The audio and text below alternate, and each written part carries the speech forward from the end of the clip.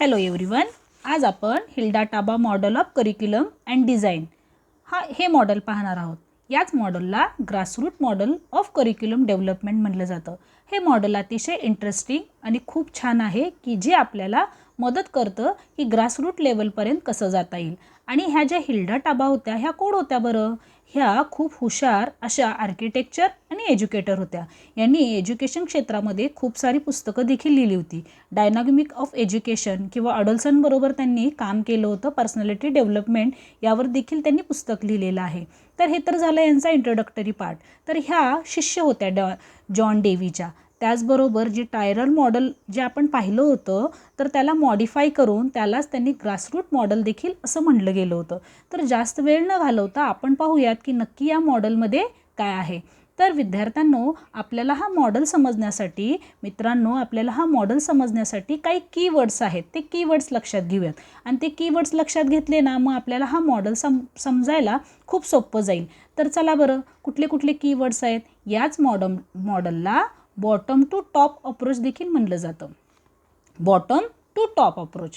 त्याचबरोबर याच मॉडेलला डायनामिक मॉडेल देखील म्हटलं जातं आणि इंटरॅक्टिव्ह किंवा इंटरॅक्शन मॉडेल देखील म्हटलं जातं. ठीक आहे. तर या मॉडेलमध्ये आणखीन काय गोष्टी आहेत बरं?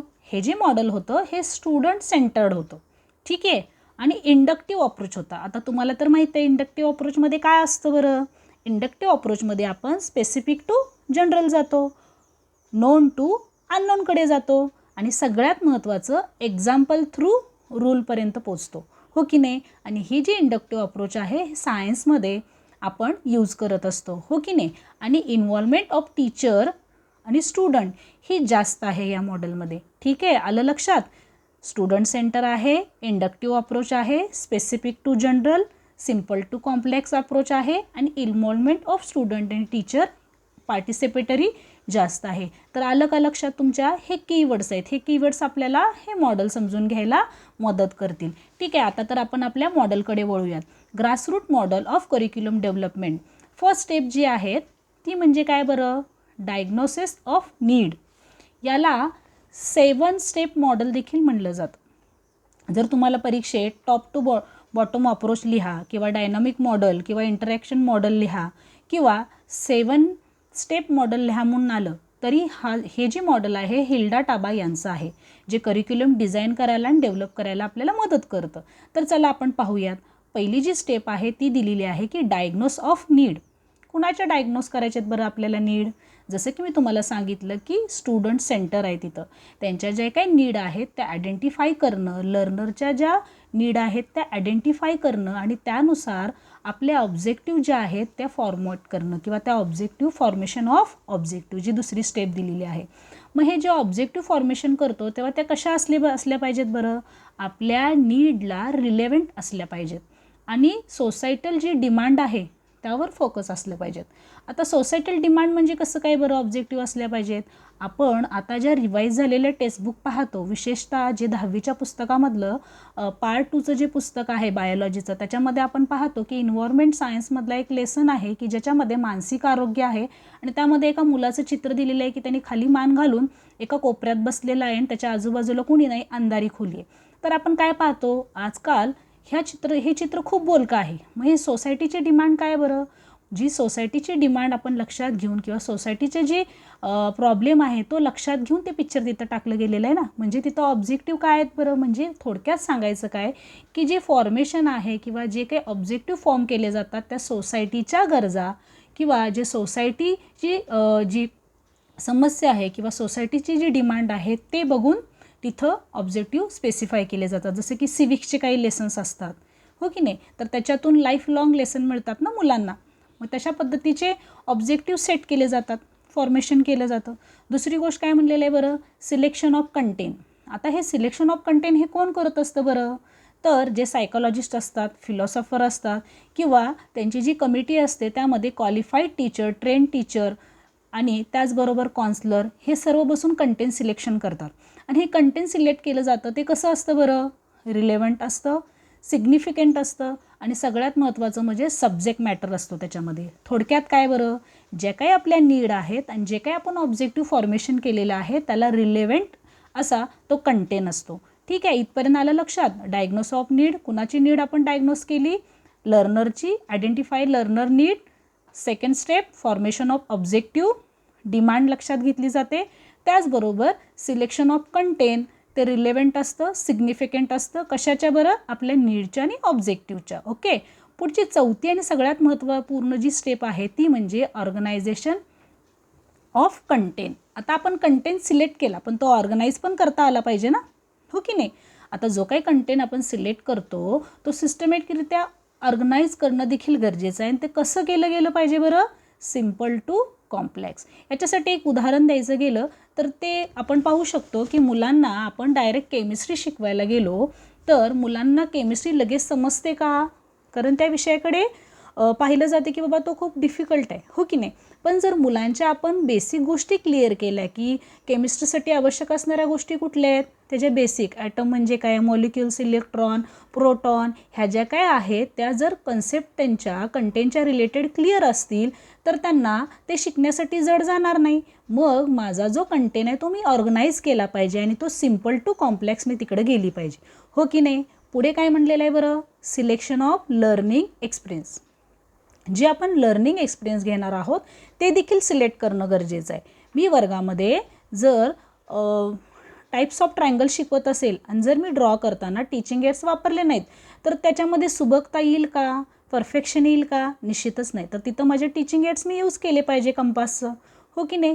त्याचबरोबर जर मी पोल्युशनबद्दल शिकवत असेल आणि जर माझ्याकडे टीचिंग एड नसेल, वेगवेगळे पिक्चर्स किंवा वेगवेगळे चार्ट्स नसतील तर मुलांना ते इफेक्टिव्ह वेने मी सांगू शकेन का? नाही. म्हणजे माझा जो कंटेंट आहे त्या कंटेंटच्या रिलेटेड मला माझे लर्निंग एक्सपिरियन्स जे आहे किंवा जे इन्स्ट्रक्शनल मेथड आहे ती निवडणं खूप गरजेचं आहे. जे काही मटेरियल आहे ते आणि त्याचबरोबर मुलांचं इन्व्हायरमेंट जे आहे ते इन्व्हायरमेंट आणि सिलेक्ट करणं खूप गरजेचं आहे, ज्या मेथड आहेत त्या. ठीक आहे. पुढे आपण पाहतो की ऑर्गनाईज अवर लर्निंग ॲक्टिव्हिटी. ज्या ॲक्टिव्हिटी आहेत त्या देखील ऑर्गनाईज करणं गरजेचं आहे. मी वर्गामध्ये गेल्याच्या नंतरनं मुलांना जर सायन्सचा लेसन शिकवत असेल, सायन्सचा लेसन शिकवत असताना त्याचबरोबर मला लॅबमध्ये पण न्यायचं आहे मुलांना, बरोबर? मग ते सिक्वेन्शियल कनेक्शन असणं गरजेचं आहे की मुलं त्या कंटेंटला माझ्या काय झाले पाहिजेत, कनेक्ट झालं पाहिजे. अशा पद्धतीने मी ते ऑर्गनाईज करणं गरजेचं आहे. त्यामुळं काय होईल बरं? मुलांची इंटेलेक्च्युअल लेवल जी आहे ती इन्क्रीज होते. त्याचबरोबर त्यांना एक मॅच्युरिटी येते. फॉर एक्झाम्पल, आपण मुलांना ॲसिड अँड बेस लेसन शिकवत आहोत किंवा दुसरं उदाहरण द्यायचं गेलं तर आपण मुलांना काय करतोय की रिफ्रॅक्शन ऑफ लाईट शिकवत आहोत. तर रिफ्रॅक्शन ऑफ लाईट शिकवत असताना प्रकाश आपली दिशा कसं बदलतं हे सांगण्यासाठी आपण एखाद्या कौलारू घराचं उदाहरण देऊ शकतो. मग याच्यातून मी काय करत असते बरं? सिम्पल टू कॉम्प्लेक्स जाते. प्लस मुलांना मी माझ्या विषयाला कनेक्ट करत असते. कुठून बरं? कुठून कनेक्ट करत असते?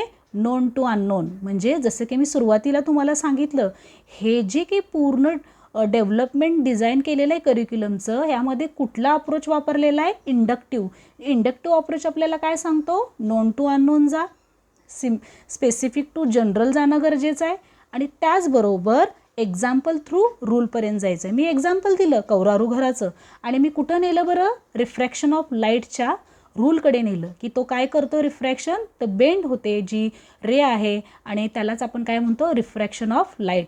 जी त्याची दिशा आहे प्रकाशाची ती तो काय करतो? बदलत असतो. दुसरं एक उदाहरण द्यायचं गेलं तर भूगोलाचं आहे. जर मी मृदा धडा शिकवत आहे, मृदेचे प्रकार शिकवत आहे तर मुलांना डायरेक्ट कॅरेक्टरिस्टिक्स सांगणार नाहीत, त्याची वैशिष्ट्य नाही सांगणार. मी काय करेल बरं?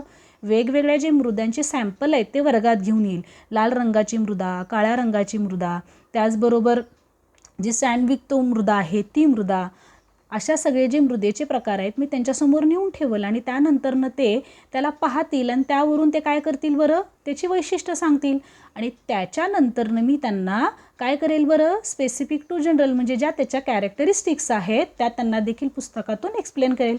यामुळं मुलं काय होतील बरं? त्या कंटेंटशी, त्या लर्निंग प्रोसेसशी, त्या ॲक्टिव्हिटीशी मुलं इझिली कनेक्ट होतील. आलं लक्षात? मग काय करणं गरजेचं आहे? Identification of learning needs, formulation of objective relevant to demand of society, selection of content relevant असणं गरजेचं आहे, सिग्निफिकंट असणं गरजेचं आहे. ऑर्गनायझेशन ऑफ कंटेंट कसं करायचं आहे? आपल्याला कंटेंटचं ऑर्गनायझेशन क्लिअर असलं पाहिजे, सब्जेक्ट मॅटरला रिलेटेड असलं पाहिजे, सिम्पल टू कॉम्प्लेक्स. आणि सिलेक्शन ऑफ लर्निंग एक्सपिरियन्स, त्याच्यामध्ये एक सिक्वेन्स असला पाहिजे, इन्स्ट्रक्शनल मेथड यूज करणं गरजेचं आहे, इन्व्हायरमेंट क्रिएट करणं गरजेचं आहे आणि आपण काय करणार आहोत ते आधीच आपण मेथड सिलेक्ट करणं गरजेचं आहे. पुढे काय बरं, जेव्हा मी ऑर्गनाईज करत असते, प्रत्यक्षात इम्प्लिमेंट करत असते, तेव्हा त्याचा सिक्वेन्स आणि मुलं त्याला माझ्याशी कनेक्ट झाले पाहिजेत आणि जेव्हा मुलं कनेक्ट होतात तेव्हा ते लाईफ लाँग लर्निंग असतं आणि त्यातून त्यांची काय होते बरं, इंटेलेक्च्युअल लेवल जी आहे ती वाढते. आणि सगळ्यात शेवटची जी स्टेप आहे ती म्हणजे इव्हॉल्युशन. इव्हॉल्युशन म्हणजे काय, की आपण प्रॉपर वेनी जात आहोत की नाही हे चेक करणं. आता जेव्हा मुलं मला उत्तरं देतील, मी जे काही प्रश्न विचारलेले आहेत त्या उत्तरावरून माझ्या लक्षात येईल ना की मुलांना मी त्यांच्यापर्यंत पोचू शकलेली आहे, हो की नाही. मग ओपन एंडेड क्वेश्चन जेव्हा आपण विचारतो तेव्हा आपण तिथे इव्हॉल्युएट करत असतो किंवा ही जी मॉडेल आहे किंवा हे जे काही डेव्हलपमेंट डिझाईन केलं गेलेलं आहे यामध्ये इव्हॉल्युएट शेवटी करणं खूप गरजेचं आहे की आपण योग्य दिशेने जात आहोत की नाही. तर आलं लक्षात तुमच्या ग्रासरूट मॉडेलमध्ये काय केलं गेलेलं आहे बरं, स्टुडंटना सेंटर ठेवलेलं आहे, इंटरॅक्टिव्ह सेशन असतात, मुलांबरोबर पार्टिसिपेशन असतं, कोलॅबरेशन असतं, स्पेसिफिक टू जनरल जातो, नोन टू अननोनकडे वळतो, रूलकडे न जाता पहिल्यांदा एक्झाम्पल टू रूल जातो आणि सगळ्यात महत्त्वाचं म्हणजे मुलांची इन्व्हॉल्वमेंट वाढते आणि त्यांच्यामध्ये इंटेलेक्च्युअल लेवल जी असते त्यांची क्रिटिकल थिंकिंग जी आहे ती इम्प्रूव्ड होते.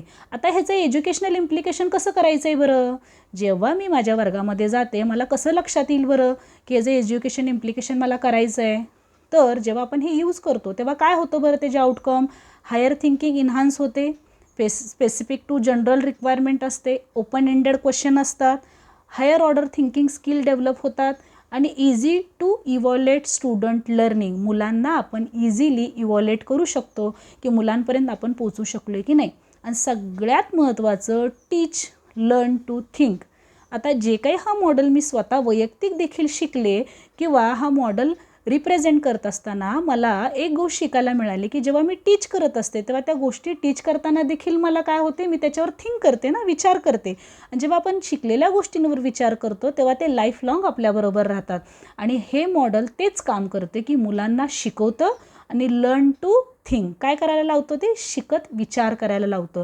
आणि ह्या मॉडेलमध्ये सगळ्यात महत्त्वाचं लर्निंग बाय डुईंग हे देखील अप्रोच आहे. तर तुम्हाला हा व्हिडिओ नक्कीच आवडला असेल, अतिशय कमी वेळात आणि चांगल्या पद्धतीने सांगण्याचा मी प्रयत्न केलेला आहे. तर तुम्हाला हा निश्चितच व्हिडिओ आवडला असेल तर लाईक करा, शेअर करा आणि सबस्क्राईब करा.